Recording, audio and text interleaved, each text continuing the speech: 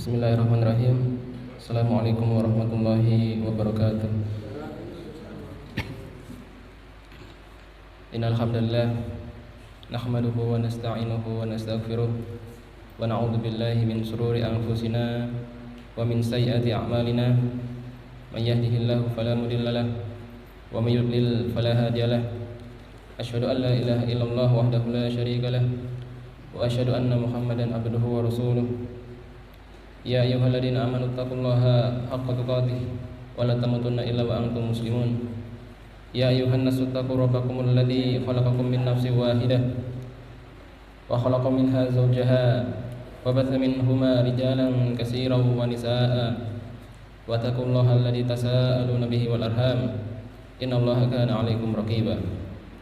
Ya ayyuhalladzina amanu taqullaha wa qulu qawlan sadida yuslih lakum a'malakum wa yaghfir lakum dhunubakum wa may yuti'illaha wa rasulahu faqad faza fawzan 'azima.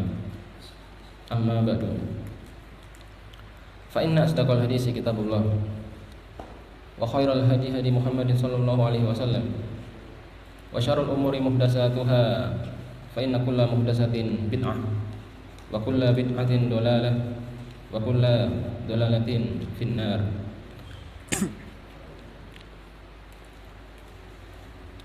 Para ikhwani fiddin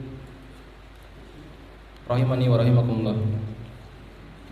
Alhamdulillah kita masih diberikan oleh Allah kesempatan untuk bisa berkumpul di suatu rumah di antara rumah-rumah Allah Subhanahu wa taala untuk melanjutkan materi kajian kita Sirah Nabawi, Sirah Nabi Muhammad sallallahu alaihi wasallam. Pada pertemuan sebelumnya sudah kita kisahkan tentang Halimah As-Sa'diyah ya, atau tepatnya kita sedang membahas sebelumnya tentang keajaiban-keajaiban ketika Rasulullah ya akan lahir dan ketika beliau terlahir di muka bumi ini. Kita telah sebutkan beberapa keajaiban-keajaiban ya, di antaranya ialah terlihatnya bintang ya, bintang Ahmad namanya. Kemudian terlahir dalam ya kondisi yang lancar ya, kepalanya mengangkat ke langit, kemudian sudah terkhitan atau sudah tersunat sehingga tidak perlu disunat kembali, kemudian tanpa tali pusar ya beliau sallallahu alaihi wasallam ya, dan ketika itu terpancar cahaya dari tempat lahirnya ibunda Rasulullah Aminah ya, cahaya yang terang sampai ke istana Kisrah di Persia, dan juga ada digoncangkan istana Kisrah juga ya, dan runtuhnya 14 teras ya. Kemudian padamnya api Majusi dan mengeringnya sungai Sawa. Dan kita terakhir telah membahas juga keajaiban yang terjadi pada kisah Halimah As-Sa'diyah, seorang ibu persusuan Rasulullah sallallahu alaihi wasallam ya.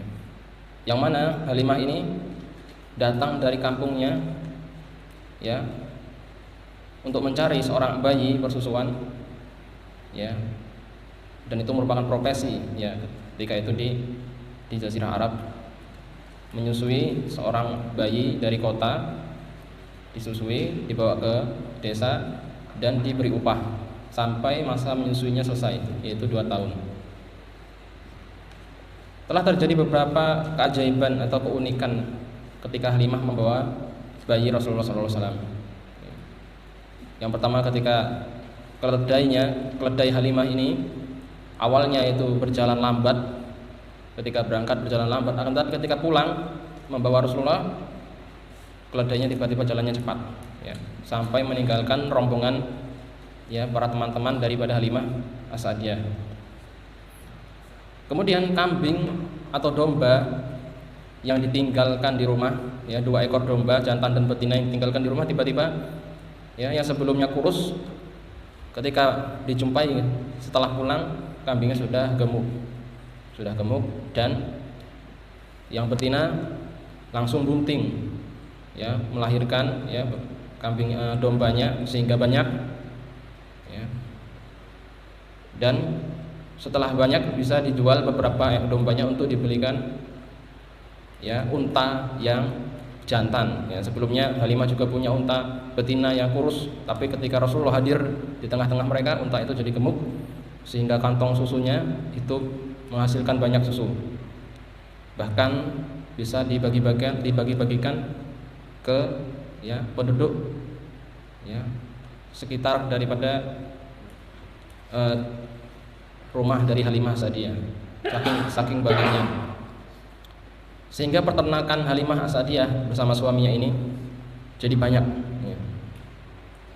Dan Halimah menjadi orang yang paling kaya di Sa'diyah, di kampungnya, sehingga dia tidak butuh lagi untuk mencari bayi susuan untuk bekerja, ya, menyusui bayi seseorang, ya, karena sudah cukup kaya. Kambing-kambingnya dan unta selalu gemuk-gemuk, sampai-sampai orang mengatakan kalau kalian ingin mengembalakan domba kalian, ya, atau kambing atau unta, maka ikutkan kepada domba-dombanya Halimah, pasti akan gemuk juga, ya. Menunjukkan keberkahan, ya, dari Rasulullah SAW. Kemudian setelah Rasulullah berumur sekitar 4 atau 5 tahun, maka terjadi peristiwa ketika itu, yaitu dibelahnya dada beliau Shallallahu Alaihi Wasallam. Rasulullah Shallallahu Alaihi Wasallam sebelum diutus menjadi seorang nabi dan rasul, beliau pernah 2 kali dibelah dadanya, ya, oleh malaikat. Yang pertama ialah ketika peristiwa Halimah Sa'diyah, ketika beliau berada di kampung Sa'diyah ini. Kemudian yang kedua, ketika beliau akan di Isra Mi'rajkan oleh Allah Subhanahu wa taala. Ya. Jadi yang pertama ketika beliau berada di tengah-tengah, ya, keluarga Halimah. Ya, kisahnya seperti yang kita kisahkan kemarin, bahwasanya Rasulullah bersama saudara-saudaranya, saudara-saudara persusuannya, mencari anak kambing yang hilang, ya,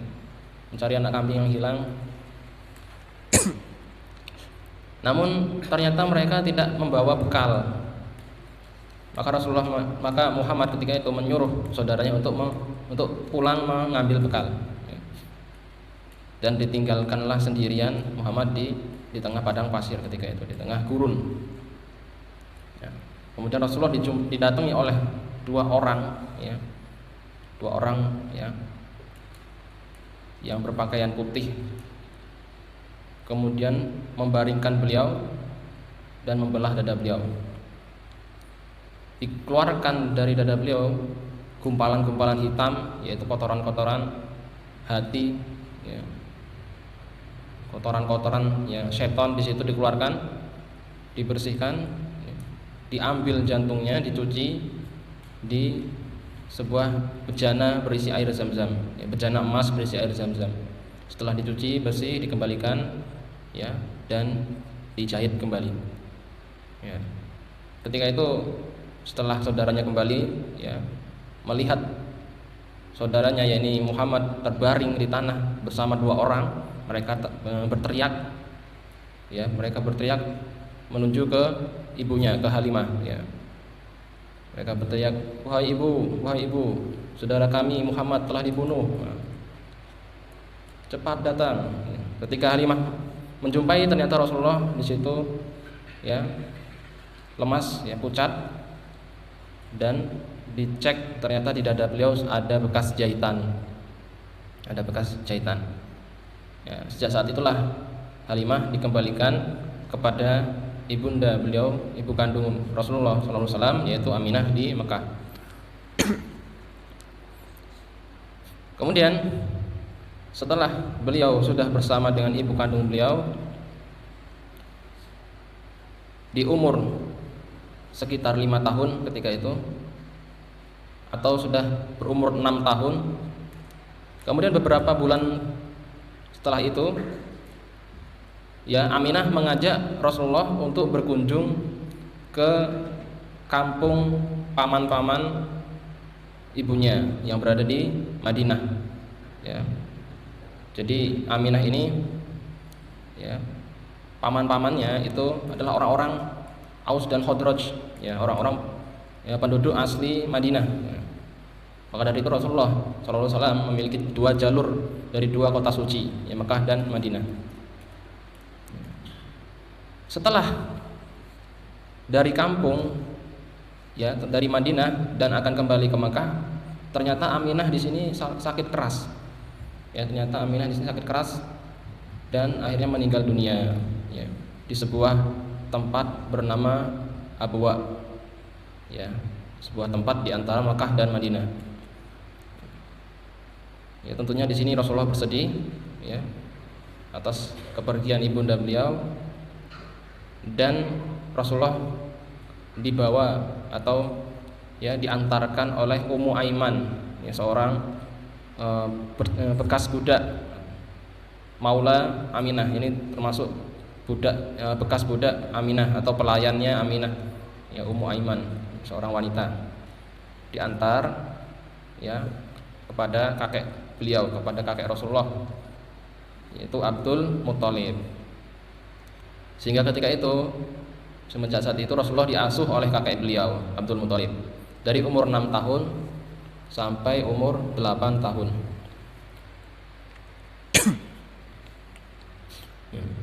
Dari umur 6 tahun sampai 8 tahun. Dan ketika itu pada umur 8 tahun kakek beliau pun sakit, ya, karena sudah tua, dan kakek Rasulullah Abdul Muthalib pun akhirnya meninggal dunia. Akhirnya kepengasuhan Rasulullah, ya, diserahkan kepada Abu Thalib, paman beliau, Abu Thalib. Nah. Kemudian ikhwani fillah rahimani wa rahimakumullah, sebelumnya ketika bersama dengan kakek beliau Abdul Muthalib, ya, bahwasanya Abdul Muthalib adalah raja Mekah ketika itu, ya, ini kakek beliau tadi, ya. Beliau adalah raja Mekah dan Rasulullah selalu, ya, mengiringi kakeknya, ya. Kemanapun kakeknya pergi, maka Rasulullah atau Muhammad SAW selalu ngikutin, ya. Ketika Abdul Muthalib memecahkan suatu permasalahan di antara manusia, maka Rasulullah pun menyaksikan. Ketika Abdul Muthalib, ya, memimpin, menjadi seorang pemimpin di Mekah, maka sedikit banyak Rasulullah sudah mempelajari bagaimana menjadi seorang pemimpin, ya.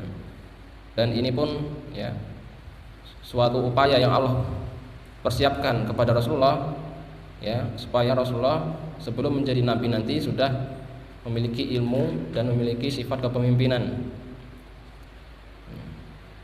Bahkan sampai ketika itu di Darun Nadwa, ya, tempat para tokoh-tokoh Quraisy ketika itu, ada satu kursi, ya, kursi khusus milik Abdul Muthalib, ya. Dan tidak boleh seorang pun duduk di situ kecuali Abdul Muthalib. Ya. Ketika itu Rasulullah yang masih berumur 8 tahun ini, ya, ketika Abdul Muthalib belum hadir, Rasulullah menduduki kursi itu, menduduki kursi tersebut. Maka tokoh-tokoh Quraisy yang lain mengatakan, turun wahai bocah, ini kursi orang, ini kursi, ya, punya Abdul Muthalib, punya kakekmu, nggak sopan kamu duduk di sini, ya, seperti itulah bahasanya. Ya, namun Abdul Muthalib membela, ya, tidak apa-apa, biarkan saja, ya, biarkan saja cucuku ini duduk di sini, ya. Cucuku boleh duduk di sini, ya, tapi yang lain tidak boleh. Kemudian, ya, setelah Abdul Muthalib meninggal dunia, maka diserahkan kepengasuhan kepada paman beliau yaitu Abu Thalib. Nah, Abu Thalib ini, ya, maka Abu Thalib ini juga dihormati oleh penduduk Mekah, ya. Walaupun posisi Abu Thalib ini tidak seperti ayahnya, yaitu, ya, menjadi raja di Mekah. Namun Abu Thalib ini menjadi ya pimpinan suku atau pimpinan ya suku Bani Hashim ketika itu memang. Ya. Yang termasuk dihormati juga. Ya.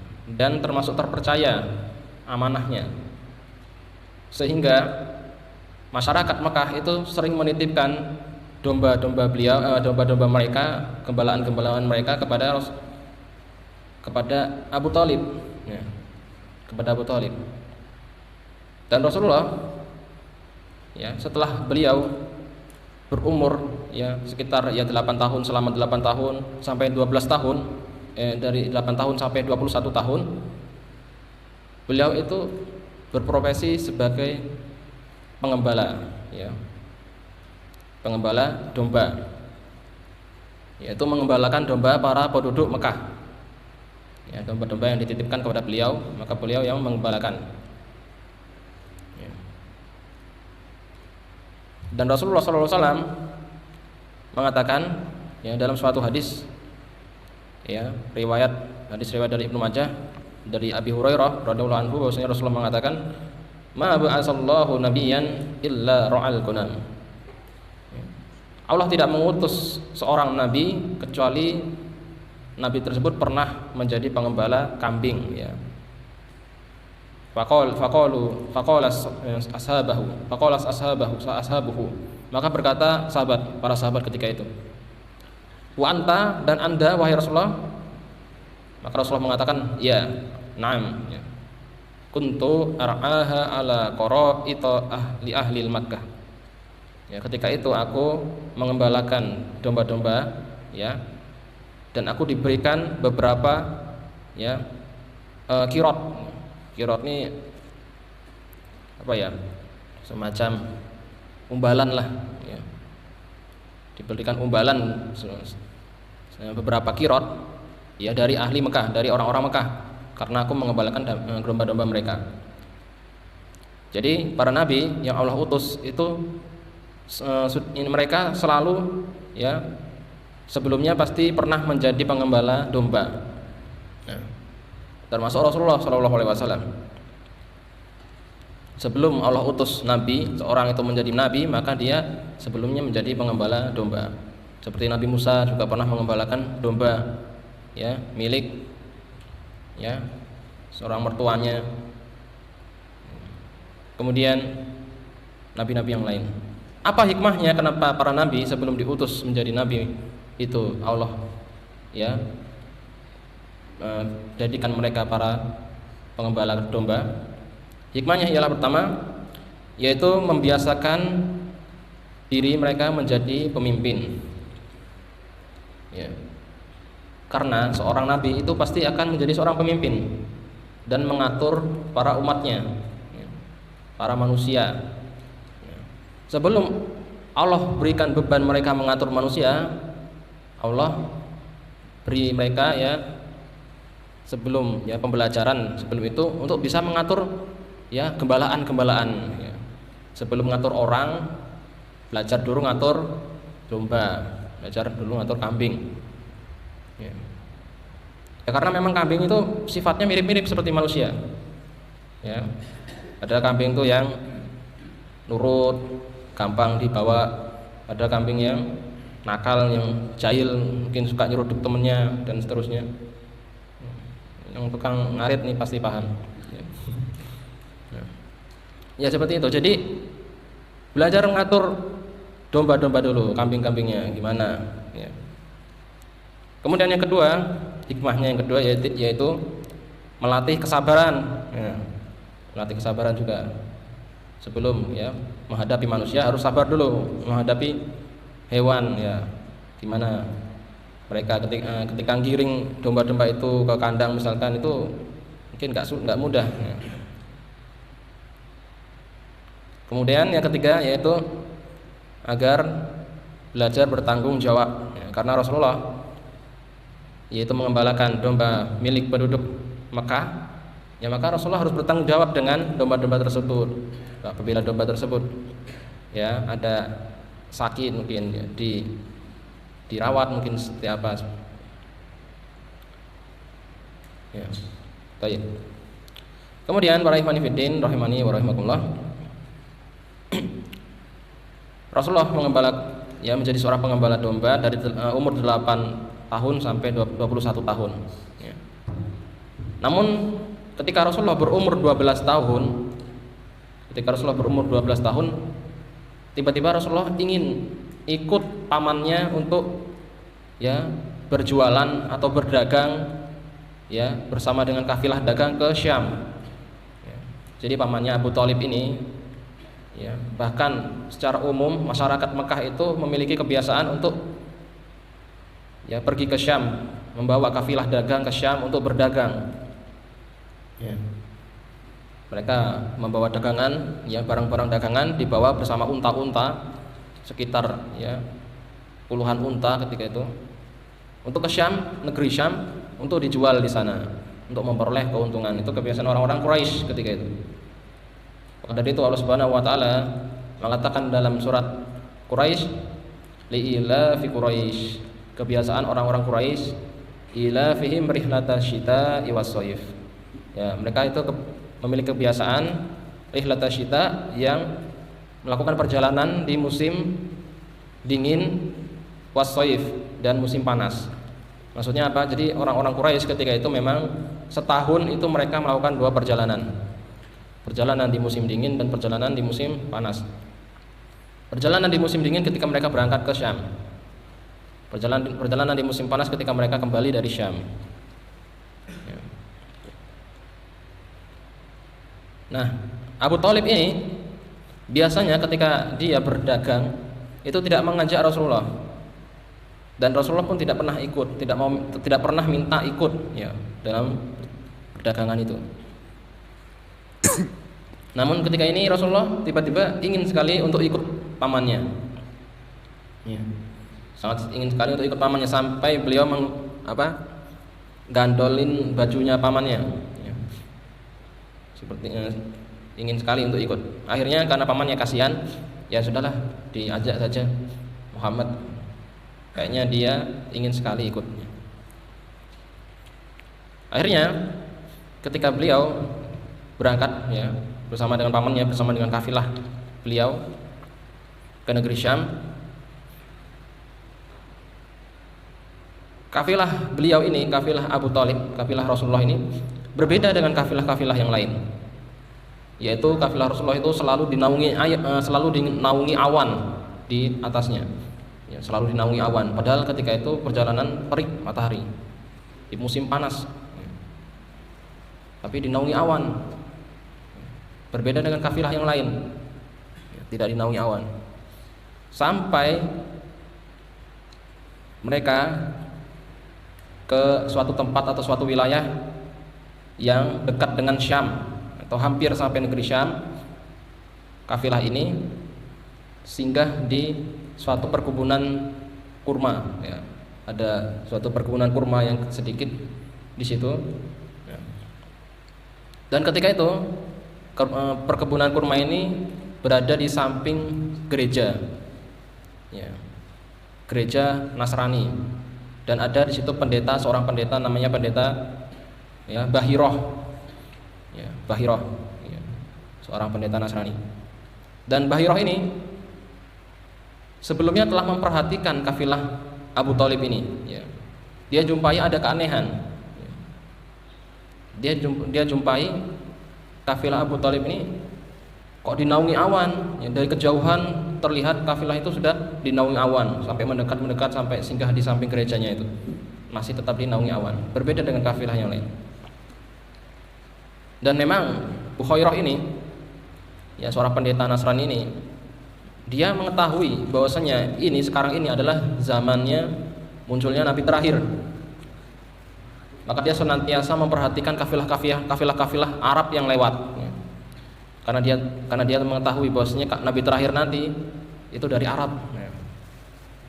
Jadi dia selalu memperhatikan kafilah yang lewat di depan gerejanya. Dan secara kebetulan kafilah Abu Thalib lewat. Dan nampaklah tanda-tanda itu ya. Ya, perbedaan ya, keanehan pada kafilah tersebut.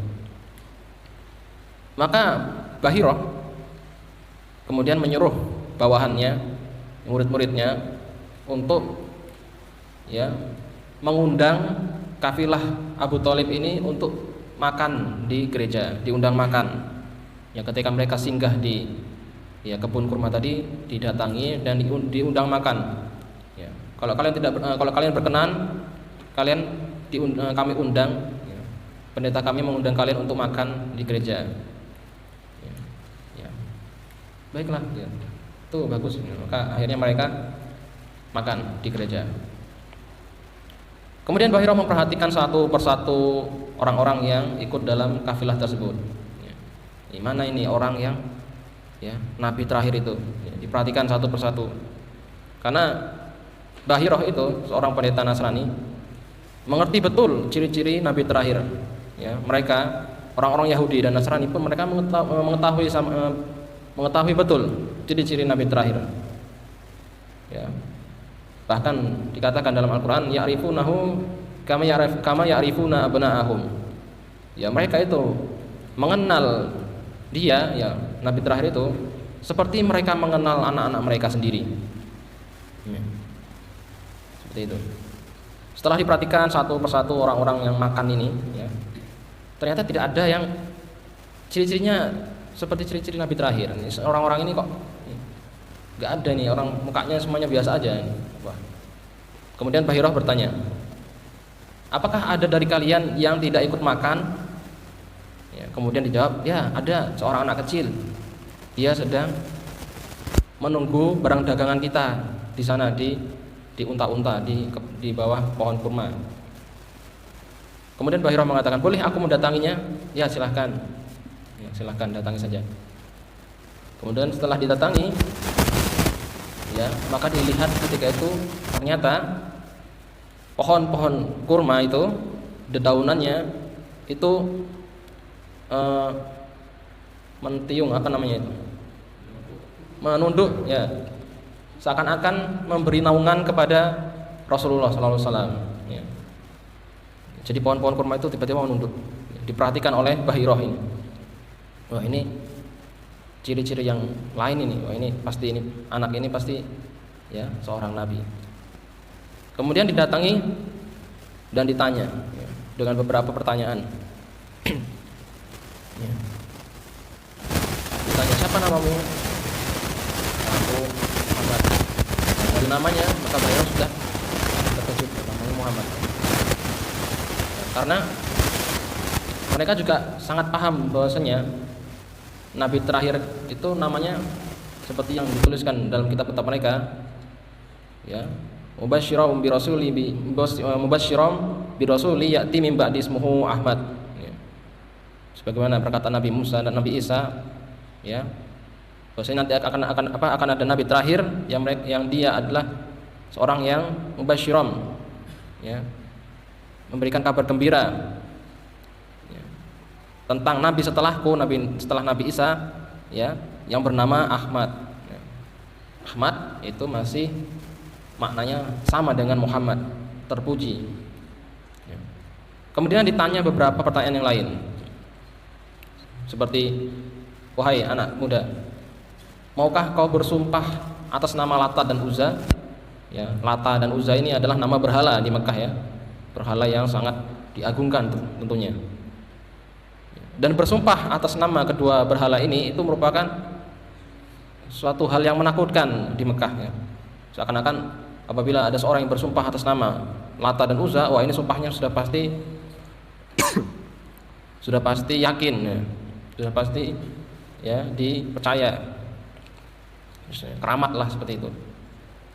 Ketika Rasulullah diminta untuk bersumpah atas nama Lata dan Uzza, maka beliau mengatakan, aku tidak mau, aku tidak menyukai dua berhala itu. Nah, ini ciri yang berikutnya ini.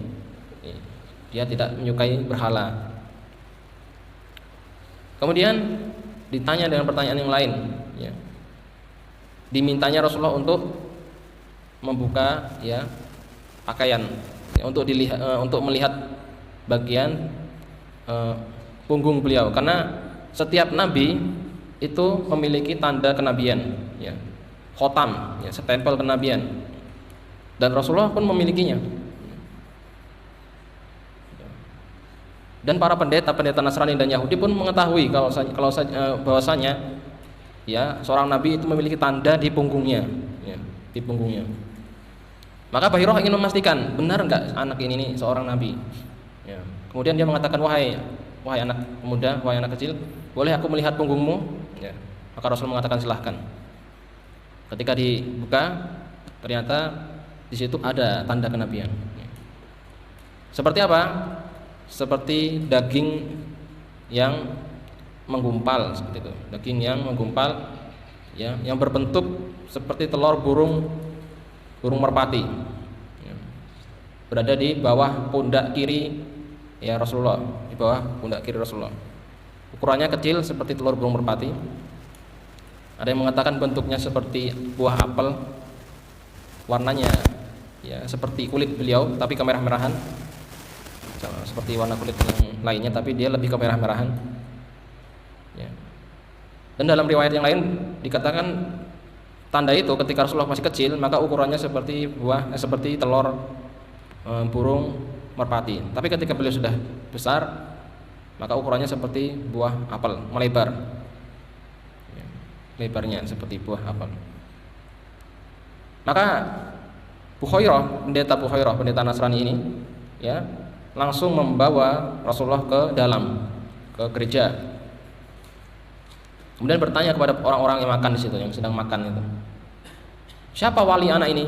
Ya, siapa walinya ini, anak ini? Maka ketika itu Abu Thalib mengatakan, akulah walinya. Maka Bukhairah mengatakan, kemari, aku akan berbicara padamu. Ya. Kau siapa dari anak ini? Ya. Kau siapanya? Ya, dari anak ini. Aku adalah ayahnya, katanya. Tidak mungkin. Ya, tidak mungkin kamu ayahnya. Karena anak ini mati ayahnya atau meninggal ayahnya ketika anak ini berumur 6 bulan di perut ibunya. Anak ini ayahnya mati itu ketika ibunya ya mengandung dia umur 6 bulan. Dan ibunya pun meninggal dunia ketika dia berumur 6 tahun. Ya. Dan ketika itu, setelah itu beliau diasuh oleh kakeknya sampai umurnya 8 tahun. Ini Bahirah yang mengatakan. Dan kalau memang benar kamu itu kerabatnya, kamu pasti adalah pamannya. Maka Abu Thalib terkejut, ya. Bagaimana engkau tahu itu semua? Ini Bahirah, seorang pendeta Nasrani di Syam, bisa mengetahui ya detail seperti itu. Maka Bahirah mengatakan, dari kitab kami sudah diterangkan ciri-cirinya semuanya jelas. Dan ketahuilah bahwasanya keponakanmu ini itu adalah nabi terakhir yang ditunggu-tunggu oleh orang-orang. Ya. Dan aku perintahkan engkau untuk kembali ke Mekah, kembali ke kampungmu. Jangan kau teruskan perjalananmu ini ke Syam. Ya. Karena kalau sampai orang-orang Yahudi di Syam mengetahui kalau anak ini adalah nabi, maka nanti pasti mereka akan berusaha untuk membunuhnya.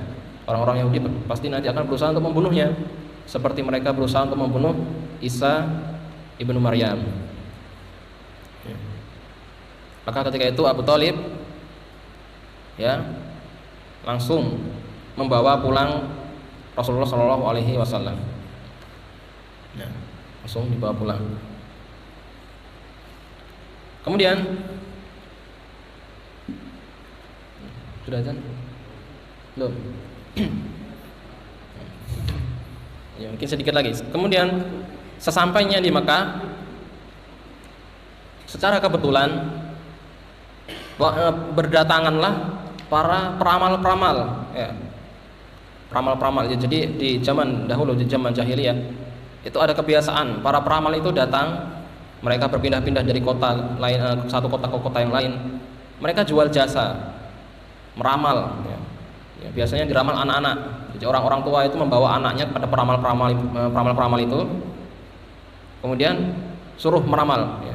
Anakku ini jadi apa? Ya. Diambil anaknya, dilihat, diperhatikan dan seterusnya.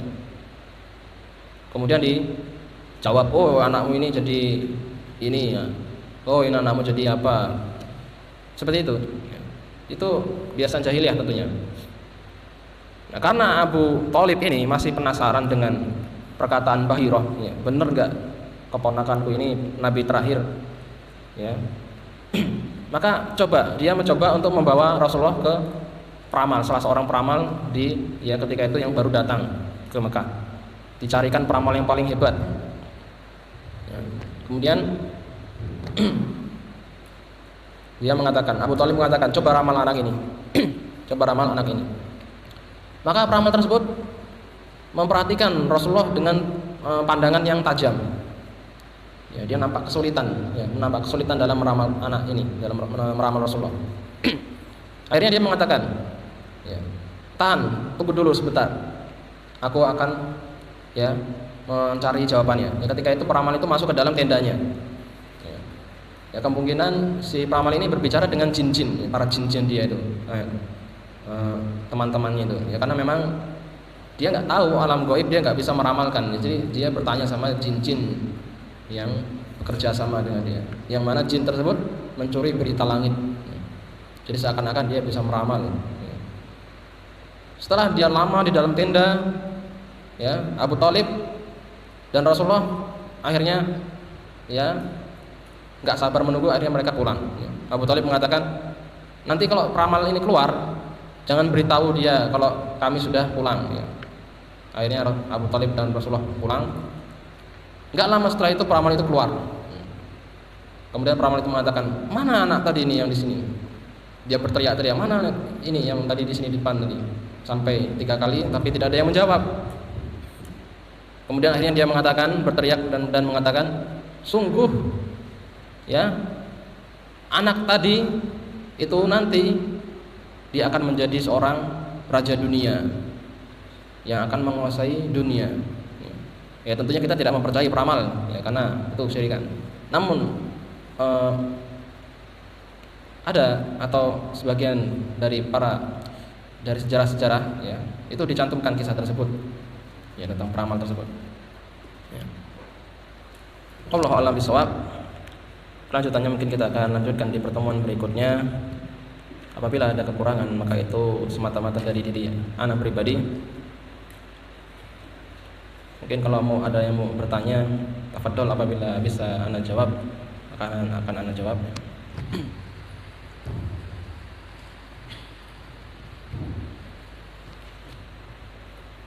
Kalau tidak, maka akan kita cukupkan dengan doa kafaratul majelis. Subhanakallahumma wa bihamdika, asyhadu an la ilaha illa anta, astaghfiruka wa atubu ilaik. Assalamualaikum warahmatullahi wabarakatuh.